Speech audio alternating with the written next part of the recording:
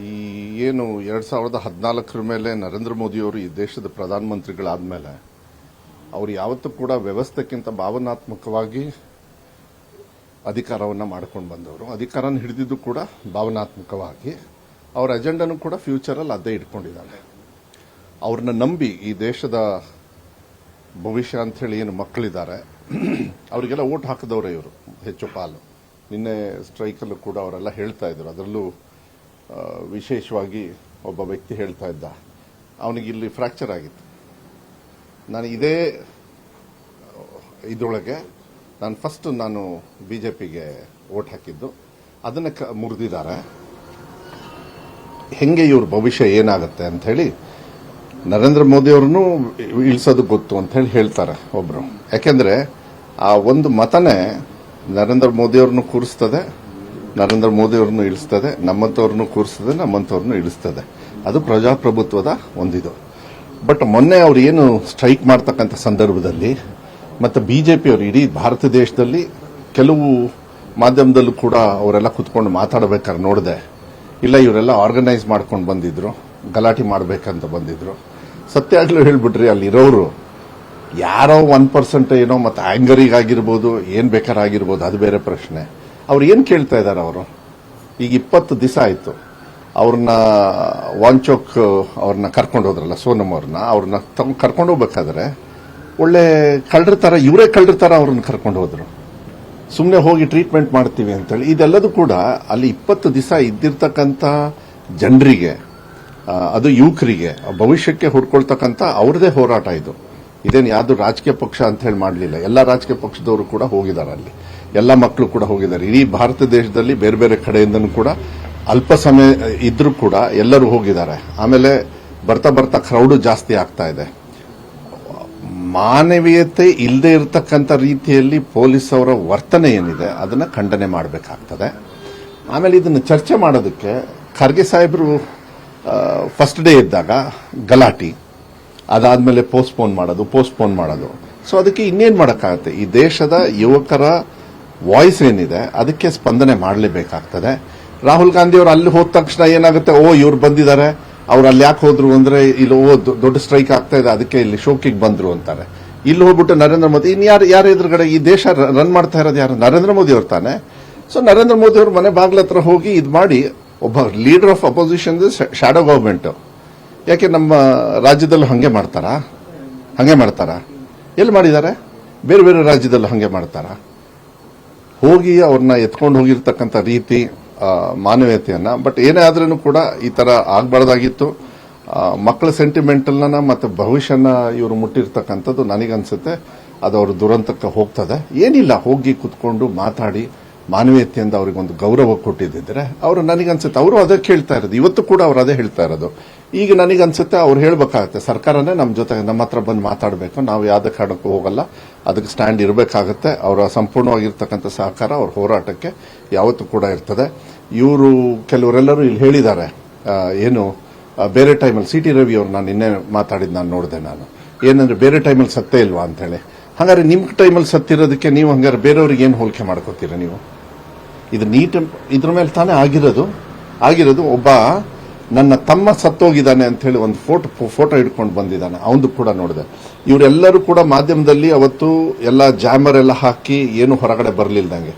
ನಿನ್ನೆ ಮಧ್ಯಾಹ್ನದಿಂದ ಬರೀ ಇದೇ ಕೆಲಸ. ಒಂದೊಂದು ಮಾಹಿತಿನೂ ಕೂಡ ಸಾರ್ವಜನಿಕರ ಲಭ್ಯ ಆಗ್ತಾ ಇದೆ. ಅವ್ರು ಯಾವ ರೀತಿ ಹೀನಾಯವಾಗಿ ಇವರನ್ನ, ಆಮೇಲೆ ಮೇಲ್ ಪೊಲೀಸರು ಹೆಣ್ಮಕ್ಳಿಗೆ ಹೊಡೆದಿರೋದು ಅವರು ಹೇಳ್ತಾರೆ. ನಾವು ಅದನ್ನ ಬಾಯಲ್ಲಿ ಹೇಳಬಾರದು.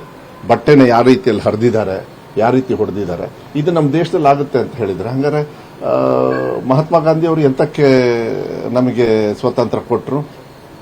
ಸಂವಿಧಾನ ಯಾಕೆ ಬರೆದ್ರು? ಈ ಪ್ರಶ್ನೆಗಳು ಬರ್ತವೆ. ನನಗನ್ಸುತ್ತೆ ಸಂವಿಧಾನಿಕವಾಗಿ ನಮಗೆಲ್ಲರಿಗೂ ಕೂಡ ಹಕ್ಕಿದೆ, ನಮ್ಮ ಹೋರಾಟ ಮಾಡೋದಕ್ಕೆ ಹಕ್ಕಿದೆ. ಆ ಹೋರಾಟವನ್ನ ಮುಂದುವರಿಬೇಕು. ಧರ್ಮೇಂದ್ರ ಪ್ರಧಾನ್ ರಿಸೈನ್ ಮಾಡೋವರೆಗೂ ಅಷ್ಟೇ. ಏನಿಲ್ಲ, ನಮ್ಮ ಹತ್ರ ಎಲ್ಲ ಬಂದು ರಾಜ್ಯಗಳಿಗೆ ಕರಿಬೇಕು, ಕುತ್ಕೊಳ್ಬೇಕು, ಮಾತಾಡಬೇಕು. ನೀಟ್ ಸರಿ ಇಲ್ಲ ಅಂತ ಹೇಳಿ ಯಾವಾಗಲೂ ಕೂಡ ವಾಯ್ಸ್ ಬರ್ತಾನೆ ಇದೆ. ಹಂಗಾರೆ ಇವರು ಅಲ್ಲ, ಒಂದ್ ನಿಮಿಷ ಪರೀಕ್ಷೆ ಯಾಕೆ ಮಾಡ್ತೀರಿ? ಮುಂಚೆನೆ ಫಿಕ್ಸ್ ಆದ್ರೆ ಇವರು ಬಡವರಿಗೆ ಯಾವುದೇ ಕಾರಣಕ್ಕೂ ನಿಮಗೆ ಪಾಸ್ ಆಗೋದಕ್ಕೆ ಚಾನ್ಸೇ ಇಲ್ಲ. ಎಕ್ಸಾಮ್ ಯಾಕೆ ಕಂಡಕ್ಟ್ ಮಾಡ್ಬೇಕು? ಹಂಗಾದ್ರೆ ಎಕ್ಸಾಮ್ ಯಾವಾಗಲೂ ಕೂಡ ಟ್ರಾನ್ಸ್ಪರೆಂಟ್ ಆಗಿರಬೇಕು, ಅದು ಫ್ಯಾಕ್ಟ್ಸ್ ಇರಬೇಕು. ಇವತ್ತು ನನಗನ್ಸುತ್ತೆ ಅದು ಸಂಪೂರ್ಣವಾಗಿ ಒಂದು ದುರಂತದ ಹಾದಿಯಲ್ಲಿ. I think it's a downfall of BJP. ಶಿವಾಜಿನಗರದಲ್ಲಿ ಒಂದು ಇನ್ಸಿಡೆಂಟ್, ಶಿವಾಜಿನಗರ ಇನ್ಸಿಡೆಂಟ್ ಅಧಿಕಾರಿಗಳ ಮೇಲೆ ಹಲ್ಲೆ ಆಗಿರೋ ಇಲ್ಲ, ಅದು ಖಂಡನೆ ಮಾಡಬೇಕಾಗುತ್ತೆ. ಯಾರ್ಯಾರು ಈ ತರ ವರ್ತನೆಯನ್ನು ಮಾಡಿದ್ದಾರೆ ಅಧಿಕಾರಿಗಳ ಮೇಲೆ. ಆಮೇಲೆ ಐ ಆಮ್ ವೆರಿ ಹ್ಯಾಪಿ, ಮತ್ತೆ ಅಧಿಕಾರಿಗಳು ಧೈರ್ಯವಾಗಿ ಯಾವುದೇ ತರದ ಹೆದರದೆ ಅವ್ರು ನಾವು ಮಾಡ್ತಕ್ಕಂಥದ್ದು ಕರ್ತವ್ಯನೇ ನಮಗೆ ಮುಖ್ಯ ಅಂತೇಳಿ ವಾಪಸ್ ಹೋಗಿ ಅವ್ರು ಏನ್ ಕೆಲಸ ಮಾಡಬೇಕು ಮಾಡ್ತಾರೆ. ಈ ತರದ್ದು ಏನಾದ್ರು ಇದ್ರೆ ಅದು ಮಾನವೀಯತೆ ಮೇಲೆ ಮಾತಾಡಬೇಕು, ಕುತ್ಕೊಂಡು ಚರ್ಚೆ ಮಾಡಬೇಕು. ಹೋಗಿ ಗೂಂಡಾಗರ್ದಿ ಎಲ್ಲ ಮಾಡ್ತಕ್ಕಂಥದ್ದನ್ನ ಐ ಥಿಂಕ್ ನನಗೆ ಅನ್ಸುತ್ತೆ. ಇದೇ ವಿಚಾರಕ್ಕೆ ಮತ್ತೊಂದು ಪ್ರಶ್ನೆ ಸರ್, ಅಧಿಕಾರಿಗಳಿಗೆ ಭದ್ರತೆ ಕೊರತೆ ಆಗ್ತಿದೆಯಾ ಅಂತ? ಇಲ್ಲ, C it's an event which shouldn't have happened. ಈಗ ನೀವೇ ಕೇಳ್ಬೋದು, ಇದನ್ನ ಮತ್ತೆ ಜಂತರ್ ಮಂತರ್ಗೆ ಹೋಲಿಕೆ ಮಾಡ್ತೀರಾ ಅಂತ ಹೇಳಿ. ಅದು ನಾನೇನು ಹೇಳಬೇಕಾಗಿಲ್ಲ, ಕಣ್ಮುಂದೆ ನೀವು ಅಲ್ಲಿ ನೋಡಿದಿರಿ. ಕಣ್ಮುಂದೆ ಬಿಬಿಎಂಪಿ ಅವರಿಗೆ ಯಾವ ರೀತಿ ಒಬ್ಬ ವರ್ತನೆಯನ್ನು ಮಾಡಿದ್ರು ಅಂತ ಹೇಳಿ ನೀವು ಕೂಡ ನೀವು ನೋಡಿದಿರಿ. ಸಾರ್ವಜನಿಕರಲ್ಲ, ಅದು ಕೆಲವರು ಮಾತ್ರ ಗುಂಡಾವರ್ತಿಗಳು, ಮೀಡಿಯೇಟರ್ಸು, ಇಷ್ಟು ದಿವಸ ಬೆಳ್ಕೊಂಡಿರೋರು, ಬೇರೆಯವ್ರನ್ನ ಆ ರೀತಿಯಲ್ಲಿ ಬೆಳೆಸಿ ಮಾಡಿರೋರ್ನ ನಿನ್ನೆ ಸಿಕ್ಕಾಕೊಂಡಿರೋದು. ಐ ಥಿಂಕ್ ಕಾನೂನು ಅದನ್ನ ನೋಡ್ಕೊಳುತ್ತೆ, ಕಾನೂನು ತೀರ್ಮಾನ ಮಾಡುತ್ತೆ. ಪೀಸ್ಫುಲ್ ಆಗಿ ಅವ್ರು ಮಾಡಿದ್ರೆ ಪೀಸ್ಫುಲ್ ಆಗಿ ಎಲ್ಲರಿಗೂ ಮಾಡಕ್ಕೆ ಅವಕಾಶ ಇದೆ. ಪೀಸ್ಫುಲ್ ಆಗಿ ಸರ್ಕಾರಗಳು ಹ್ಯಾಂಡಲ್ ಮಾಡಬೇಕು, ಅದಕ್ಕೆ ಸರ್ಕಾರಗಳ ಕರ್ತವ್ಯ. ಯಾರು ಇವ್ರ ಮಕ್ಕಳು? ನಾಳೆ ನಮ್ಮನೆ ಮಕ್ಕಳು ಸತ್ತೋದ್ರೆ ಏನ್ ಮಾಡ್ತೀರಾ? ಸೂಸೈಡ್ ಮಾಡ್ಕೊಂಡ್ರೆ ಏನ್ ಮಾಡ್ತೀರಾ? ಯಾವಾಗ್ಲೂ ನಾನು ಒಬ್ಬ ಶಿಕ್ಷಣ ಸಚಿವನಾಗಿ 3 ವರ್ಷ ಆಯ್ತು, ಒಂದ್ ದಿವಸ ಪೇಪರ್ ಲೀಕ್ ಆಗಿಲ್ಲ. ಲೀಕ್ ಆಗ್ತಕ್ಕಂಥದ್ದು ಏನಾರು ಆಗ್ಬಿಟ್ರೆ ಓಕೆ, ಲೀಕ್ ಆಗೋದಕ್ಕೆ ಇರುತ್ತೆ, ಲ್ಯಾಪ್ಸಸ್ ಇರುತ್ತದೆ. ಅದಕ್ಕೆ ಯಾವ ರೀತಿ ನಾವು ಮಾಡಬೇಕು, ಯಾವ ರೀತಿ ಕಾನ್ಫಿಡೆನ್ಸ್ ಕೊಡಬೇಕು ಅನ್ನೋದನ್ನ ಮಾಡಬೇಕೆ ಹೊರತು ಇಷ್ಟೊಂದು ಸಮವಾಗಿ ಧರ್ಮೇಂದ್ರ ಪ್ರಧಾನ್ ನಾನು ರಿಸೈನ್ ಮಾಡಲ್ಲ ಅಂತ ಹೇಳಿದ್ರೆ ನರೇಂದ್ರ ಮೋದಿ ಅವರು ನನ್ನೊಂದು ಒಂದೊಂದು ತುಡುಕು ಕೂಡ ಏನು ಮಕ್ಕಳ ಪರವಾಗಿದೆ ಅಂತೇಳಿ ಬಿಜೆಪಿ ಅವರು ಟ್ವೀಟ್ ಮಾಡ್ತಾರೆ. ನರೇಂದ್ರ ಮೋದಿ ಅವರಿಲ್ಲ. ನಾನು ಒಂದೇ ಕೇಳೋದು ಇವತ್ತು ನೀವು ಇದನ್ನ ಬಹಳ ಇಂಪಾರ್ಟೆಂಟ್ ಇತ್ತು, ಇದನ್ನ ಚರ್ಚೆಗೆ ತಗೊಳ್ಳಿ ನೀವೆಲ್ಲರೂ ಕೂಡ. ನರೇಂದ್ರ ಮೋದಿ ಅವರು ಈ ದೇಶದಿಂದ ಹೊರಗೆ ಹೋದ ತಕ್ಷಣ ಎಲ್ಲ ಅವ್ರ ಹಲ್ಲುಗಳು ಕಾಣಿಸ್ತಾವೆ. ಏನು ಫುಲ್ ಹಿಂಗೆ ಕೈ ಅಗಲ ಮಾಡಿಕೊಂಡು ಬೇರೆ ದೇಶದ ಪ್ರಧಾನಮಂತ್ರಿಗಳಿಗೆ, ಬೇರೆ ದೇಶದ ವ್ಯಕ್ತಿಗಳಿಗೆ, ಅಲ್ಲಿರ್ತಕ್ಕಂಥ ಭಾರತೀಯರಿಗೆ ಹೋಗಿ ಪುಕ್ಷಟೆ ಭಾಷಣ ಮಾಡೋದಕ್ಕೆ, ಯಾಕೆಂದ್ರೆ ಇಲ್ಲಿ ಪುಕ್ಷಟೆ ಓಟ್ ಕೊಟ್ಟಿರ್ತಾರೆ, ಹೋಗಿ ಹಲ್ಕಿಸ್ಕೊಂಡು ಅಷ್ಟೊಂದು ಖುಷಿಯಾಗಿ ಎಲ್ಲರೂ ನರೇಂದ್ರ ಮೋದಿ ಅವರು ನಮ್ಮ ದೇಶದೊಳಗೆ ನಕ್ಕಿರೋದು ನೀವು ನೋಡಿದ್ದೀರಾ? ಇದಾ ಡೆಮೋಕ್ರಸಿ? ಯಾರಿಗೆ ಈ ಹಕ್ಕನ್ನ ಕೊಟ್ಟರು? ಹೊರದೇಶಕ್ಕೆ ಹೋಗಿ ಅವ್ರು ಶೋಕಿ ಮಾಡೋದಕ್ಕೆ ನರೇಂದ್ರ ಮೋದಿ ಅವರು ಏನು ಬಹಳ ಇದ್ರೊಳಗೆ ಹೋಗಿ ಅವ್ರು ಏನ್ ಮಾತಾಡ್ತಾರೋ ಅವರಿಗೆ ಗೊತ್ತಾಗಲ್ಲ. ಎಷ್ಟೊಂದು ಸತಿ ನೀವೇ ತೋರಿಸಿದಿರ, ಅವ್ರು ಏನ್ ಹೇಳಿದ್ರು ಅಂತ ಹಲ್ಕಿಸ್ತು ಬಿಡ್ತಾರೆ. ಸುಮ್ಮನೆ ಅವ್ರಿಗೆ ಏನು ಅರ್ಥ ಆಗಿರಲ್ಲ, ಇವ್ರಿಗೇನು ಅರ್ಥ ಆಗಿರಲ್ಲ. ಓದಿರೋದನ್ನ ಟೆಲಿಪ್ರಾಂಪ್ಟರ್ ಅಲ್ಲಿ ಹಾಕ್ಬಿಡ್ತಾರೆ, ಅದನ್ನ ಓದ್ತಾರೆ. ಅದೇನಾರು ನಿಂತು ಬಿಟ್ರೆ ಎಷ್ಟೊಂದು ಸತಿ ನೀವೇ ತೋರಿಸಿದ್ರಿ ಯಾವ ರೀತಿ ಅಂತ. ಸೋಷಿಯಲ್ ಯಾಕೆ ಇದನ್ನ ಹೇಳ್ತೀವಿ ಅಂದ್ರೆ ನರೇಂದ್ರ ಮೋದಿ ಅವ್ರಿಗೆ ಯಾರು ಹಕ್ಕು ಕೊಟ್ರು? ನರೇಂದ್ರ ಮೋದಿ ಅವ್ರಿಗೆ ಇದೇ ಯುವಕರು ಕೊಟ್ಟಿರೋದು ಹಕ್ಕು. ಅದನ್ನ ಅವ್ರ ಮುಂದೆ ಒಂದು ಮಾನವೀಯತೆ ತೋರ್ಸಕ್ಕಾಗಲ್ಲ. ಆಯ್ತು, ಸಂತೋಷದಿಂದ ಬೇಡಪ್ಪ. ಏನು ನಿನ್ನೆ ಬಿಜೆಪಿಯವರೆಲ್ಲ ಏನ್ ಮಾತಾಡಿದ್ರೆ ಎಲ್ಲ ಗೂಂಡಾಗಳು, ಇವರೆಲ್ಲರೂ ಗೂಂಡಾಗಳು. ಈ ಭಾರತ ದೇಶದೊಳಗೆ ಎಕ್ಸಾಮ್ ಬರೀದಿರೋ ವಿದ್ಯಾರ್ಥಿಗಳು ಹೆಚ್ಚಿದ್ರು ಅಂತ ಸರ್ ಬಿಜೆಪಿ ಅವರು ಹೇಳ್ತಾರೆ. ನೀಟ್ ಎಕ್ಸಾಮ್ ಬರೀದೇ ಇರೋರೇ ಹೆಚ್ಚಿದ್ರು ಅಲ್ಲಿ ಅಂತ. ನಾನು ಒಂದ್ ನಿಮಿಷ, ಆಯ್ತು, ಬರೀದೇ ಇರೋರು ಯಾಕೆ ಹೋಗಬಾರ್ದು ಅಂತ ರೂಲ್ಸ್ ಇದೆಯಾ? ಅವ್ರ ಮಕ್ಕಳ ಪರವಾಗಿ ನಿಲ್ಬೇಕು ಅಂತ ಹೇಳಿ.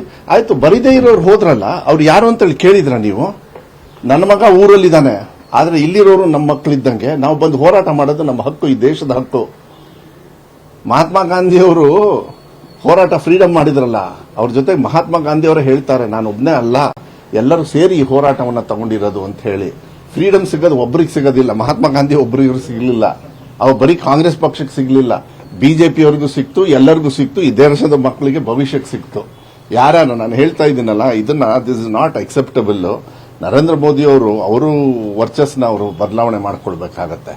ಯಾಕೆಂದ್ರೆ ತಪ್ಪು ಅವ್ರು ಮುಂದೆ ಕಂಡಾಗ ಅವ್ರು ಯಾವುದೋ ಒಂದು ಚಿಂತನೆ ಮೇಲೆ ಈ ದೇಶವನ್ನ ನಾವು ನಡೆಸ್ಕೊಂಡು ಹೋಗ್ತೀವಿ ಅಂತ ಹೇಳಿದ್ರೆ ಅದನ್ನ ಬದಲಾವಣೆ ಮಾಡತಕ್ಕಂಥ ಶಕ್ತಿ ಈ ದೇಶದ ಭವಿಷ್ಯದಲ್ಲಿ ಇರ್ತಕ್ಕಂಥ ಯುವಕರಿಗೆ ಅದಿದ್ದೇ ಇರ್ತದೆ. ಅದಾಗಬೇಕು.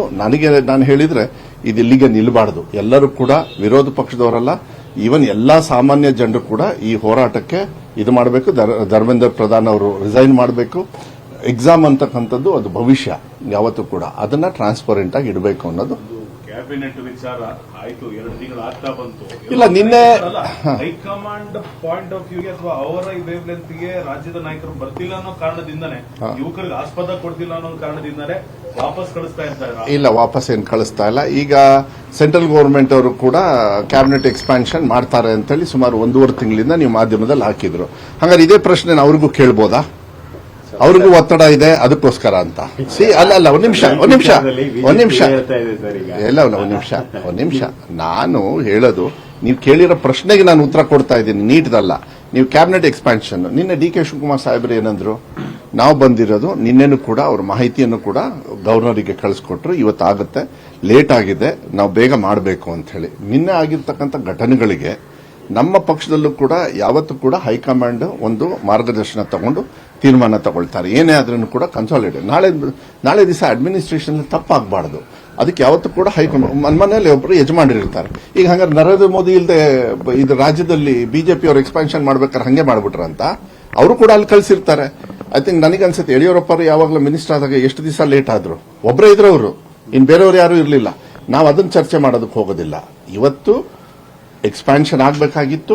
ಇವತ್ತನ್ನ ಮಾನ್ಯ ಮುಖ್ಯಮಂತ್ರಿಗಳು ನಿನ್ನೆ ಡೆಲ್ಲಿಯಲ್ಲಿ ಹೇಳಿದ್ದಾರೆ, ಇಲ್ಲ ಇದನ್ನ ಎಕ್ಸ್ಪಾನ್ಷನ್ ಮಾಡಬೇಕು ಅಂತ ಹೇಳಿ. ಯಾಕಂದ್ರೆ ತುಂಬಾ ದಿವಸ ಆಯಿತು, ಇದನ್ನ ಆದಷ್ಟು ಬೇಗ ಮುಗಿಸಬೇಕಂತ ಆಸೆ ಮೇಲೆ ನಾನು ಬಂದೆ. ಇದೆಲ್ಲ ಘಟನೆಗಳಾಗಿದೆ, ಇದು ನೋಡೋಣ ಅಂತ ಹೇಳಿ. ನನಗೆ ಗೊತ್ತಿಲ್ಲ ಇವತ್ತು ಏನಾಗಿದೆ, ಇವತ್ತೇನು ಚರ್ಚೆ ಆಗುತ್ತಾ ಇಲ್ಲ. ಯಾಕಂದ್ರೆ ಅದು ಇಲ್ಲ, ನನಗೆ ಗೊತ್ತಿಲ್ಲ. ನಾನು ಆ ತೀರ್ಮಾನ ನಾನು ತಗೊಳ್ಳೋದಕ್ಕಾಗೋದಿಲ್ಲ. ಆದ್ರೆ ನಮ್ಮಿದೊಳಗೆ ಹೈಕಮಾಂಡ್ ತೀರ್ಮಾನ ತಗೊಳ್ಳೇಬೇಕಾಗುತ್ತೆ. ಹೈಕಮಾಂಡ್ ತೀರ್ಮಾನ ತಗೊಳ್ತಾರೆ. ಆ ರೀತಿಯಲ್ಲಿ ನಮ್ಮ ನಾಯಕರು ಬದ್ಧತೆಯನ್ನ ತೋರಿಸ್ತಾರೆ. ಸ್ಯಾಂಕ್ಷನ್ ಮಾಡಿಸದೆ ಡಿಕೆ ಅವರ ಟೀಮ್ನ ವೀಕ್ ಮಾಡೋದಕ್ಕೆ ಮತ್ತೊಂದು ಪ್ರಯತ್ನ ಇರಬಹುದು. ನೀವು ಫಸ್ಟ್ ನೀಟ್ದ ಬಗ್ಗೆ ಮಾತಾಡಿ, ಎಕ್ಸ್ಪಾನ್ಷನ್ ಬಗ್ಗೆ ನಮ್ಮ ಸರ್ಕಾರ, ನಮ್ಮ ಕಾಂಗ್ರೆಸ್ ಪಕ್ಷದ ನಾಯಕರು ನೋಡ್ತಾರೆ. ನಮ್ಮ ದೇಶದೊಳಗೆ ಎಕ್ಸ್ಪಾನ್ಷನ್ಗಿಂತ ಈ ದೇಶದಲ್ಲಿ ಭವಿಷ್ಯ ಇರತಕ್ಕಂಥ ಮಕ್ಕಳ ಬಗ್ಗೆ ಯೋಚನೆ ಮಾಡೋದು ಒಳ್ಳೇದು. ಈ ತಿಳುವಳಿಕೆ ನರೇಂದ್ರ ಮೋದಿ ಅವ್ರ ತಲೆಗೆ ಹೋದ್ರೆ ಒಳ್ಳೇದು. ಅವ್ರಿಗೆ ಬುದ್ಧಿ ಇತ್ತು ಅಂದ್ರೆ, ಅವ್ರಿಗೊಂದು ಮಾನವೀಯತೆ ಇತ್ತು ಅಂದ್ರೆ ಧರ್ಮೇಂದ್ರ ಪ್ರಧಾನ್ದು ರೆಸಿಗ್ನೇಷನ್ ತಗೊಳ್ಳಿ, ಮರ್ಯಾದೆ ಉಳಿಸ್ಕೊಳ್ಳಿ. ಇಲ್ಲ ಅಂದ್ರೆ ಅವ್ರು ಕೂಡ ಅವ್ರ ಸೀಟು ಹೆಂಗೆ ಇಳಿಸ್ಬೇಕಂತ ಈ ದೇಶದ ಭವಿಷ್ಯದಲ್ಲಿರ್ತಕ್ಕಂಥ ಮಕ್ಕಳಿಗೆ ಗೊತ್ತಿದೆ.